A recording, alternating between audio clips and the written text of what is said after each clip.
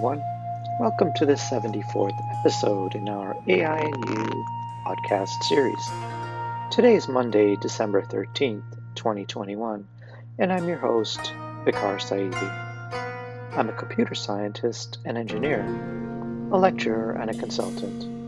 I'm also the author of several books. My most recent book is about artificial intelligence and is titled The Genome Affair. The Genome Affair is a speculative work. It examines what the world might be like if some of the more extraordinary capabilities forecast to be realized in AI over the next 20 to 30 years were actually realized today. Given the growing list of frightening existential threats humankind now faces, the book pays particular attention to the impact AI is expected to have on world affairs.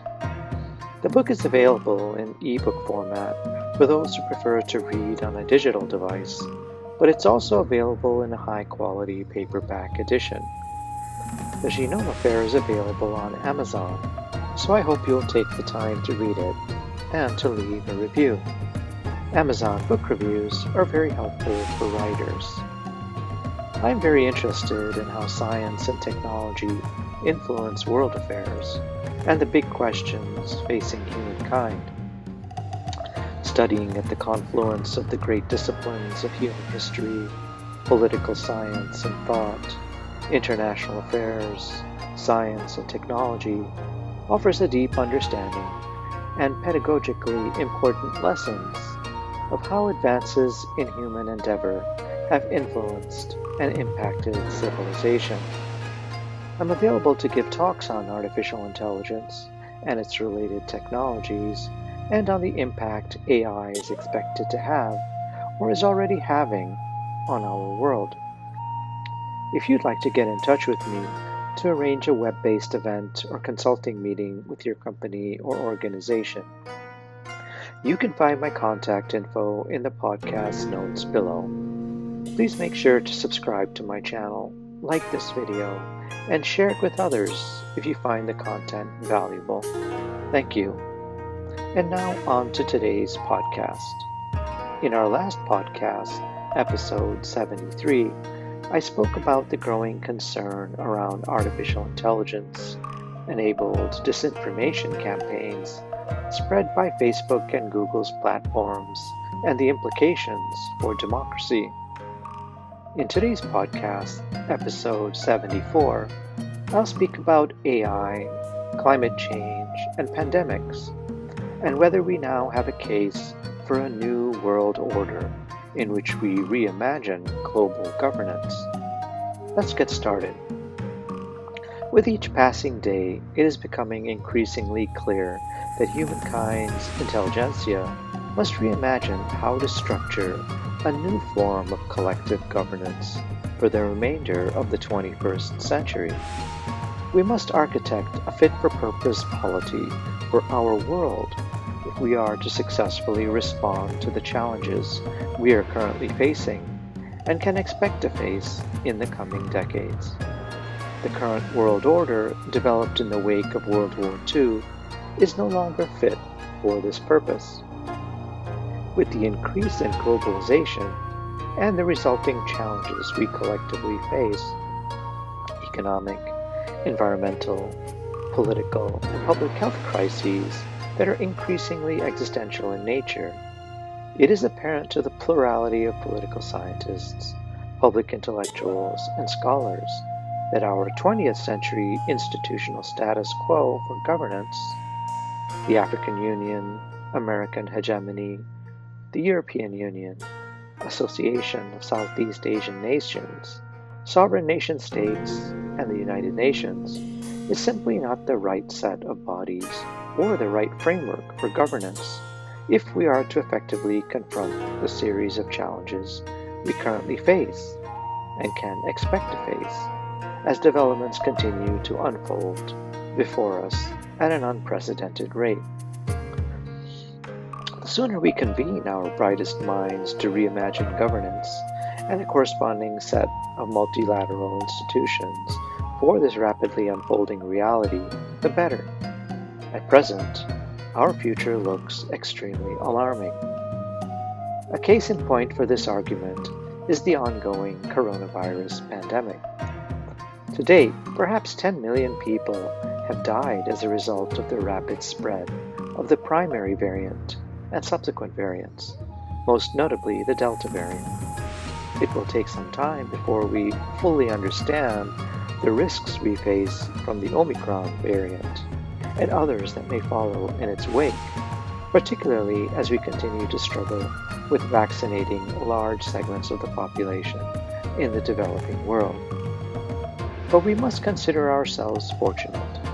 The Spanish flu, which originated in Kansas and carried across the Atlantic by American GIs bound for the European theater of war, that took hold in the waning years of World War I, killed 3 times more people, 50 million, than that dreadful Great War did, 16 million.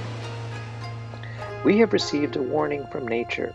Next time, a pandemic may be orders of magnitude more infectious and deadly. Another important case becomes evident when we evaluate humankind's collective response to the most profound existential threat we have ever faced: climate change.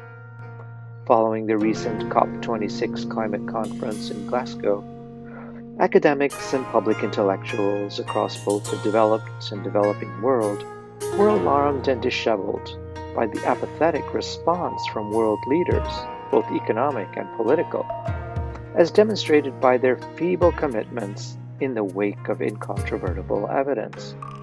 It was deeply worrisome, and our plurality of multilateral institutions were all but powerless in redirecting them. With regards to the threat posed to humankind from fourth industrial revolution technologies, including artificial intelligence and biotechnology, gene and germline editing, humankind's response has been largely muted. German labor economists forecast that 800 million jobs will be directly or indirectly affected by AI as it displaces human workers, and this is equal to this disruption from climate change by the end of this decade. Undoubtedly, both AI and climate change will cause upheaval on a scale perhaps 100 times greater than the current coronavirus pandemic. Yet our leaders, once again both economic and political, are largely silent and unwilling to change course. Once again, our existing systems of governance are inept in redirecting the parties involved or those most responsible for carbon emissions. Today, America is the closest thing the world has to a global government. With a military budget 3 times that of China, we only realize how remarkable this is when we consider that China's military spending is greater than that of the next 4 largest economies, France, Germany, Italy, and the UK combined. America also has 59 treaty alliances and 800 permanent military installations around the world. If the US president decides, there is really little anyone in the world can do to fend off the wrath of American military power. Although the deployment of American power can be disheartening or even infuriating for many, the consensus opinion amongst political scientists, public intellectuals, and scholars of international relations and political science is that American hegemony in the post-World War II era has been, on balance, a positive for the world. Statistically, the Earth is a much safer place as a result of the security provided by the deployment of American power. No doubt, many mistakes have been made in the post-World War II era, and some still remain secret, and the financial and political damage has been severe. Thus, in the wake of a pressing need for a new polity for the 21st century, perhaps American power can be better contained via AI-enabled intelligence and security monitoring that has the potential to be far more error-free. However, this is far from guaranteed. The European Union is also a remarkably effective microcosm of a model for global government. Although only 27 nations in Europe are members, and although there is considerable disquiet as of late, the overall project to unite so many disparate cultures, histories, languages, and religious sects with profound differences amongst them has been a role model for the African Union and for ASEAN in terms of what is possible, economically as well as politically. No doubt the Arab League and the Organization for Islamic Cooperation have observed the success of the European Union, but their general intolerance and lack of value for pluralism has precluded their ability to replicate the EU model. This is generally the case in the African Union, as well as in ASEAN and the cultures of the Far East. Although developed and economically successful, the ASEAN, tolerance and pluralism remain absent, but critical biomarkers for a society's ability to adapt to change.